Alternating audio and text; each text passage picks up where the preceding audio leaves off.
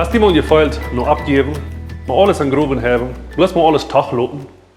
Eine Gruppe Männer mögt ein Experiment.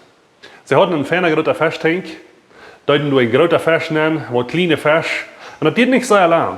Dann geräubt der große Fisch den kleinen Fisch an und der freut die alle ab. Diese Männer nehmen einen Glaswand und deuten dann den Fischtank eine Glaswand an der Erde nehmen. Und eine sie deuten sie Fisch nehmen, kleine, und eine sie deuten sie einen großen Fisch nehmen. Und der große Fisch, Futtau, will der angerieten und fretten der ab. Aber der knallt gegen die Glaswand gehen, was er nicht sein kann. Das passiert einmal, noch einmal und immer weiter. Mehrere Stunden, auf einmal gibt der große Fisch ab. Und er sagt, das kann ich nicht.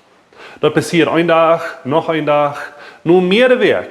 Dat der Fisch immer weiter probiert, nach der anderen Seite zu kommen. Und knallt dagegen, hat der Fisch sich gesagt, ich kann das nicht. Das ist zu schwer für mich. Du hast keinen Weg, dass ich kann den kleinen Fisch gerieten.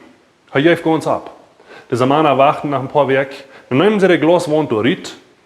Der kleine Fisch können wir alle ein rumschwammen, der große Fisch können alle ein rumschwammen, ganz frei. Aber keinmal mehr wird dir vor, dass der große Fisch den kleinen Fisch abfreut. Er hat sich gesagt, ich kann nicht. Das ist zu schwer und er hat abgegeben. Sprüche, Kapitel 24, Vers 16 sagt, der Gerechte fällt 7-mal, aber er steht immer weiter ab. Aber der Gottlose fällt und geht an den Grund. Ich weiß nicht, was du in deinem Leben erlebt hast, aber vielleicht hast du irgendwo abgegeben.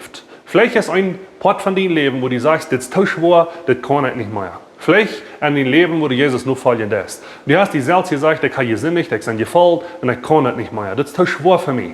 Lieber Freund, ich will die Mutter sprechen, gib nicht ab. Du kannst. Check ab, steh ab, wenn du unmutig geworden bist, wenn du traurig geworden bist, du hast abgegeben, steh ab und check vorwärts. Wenn Jesus auf uns sieht, dann kehr wir.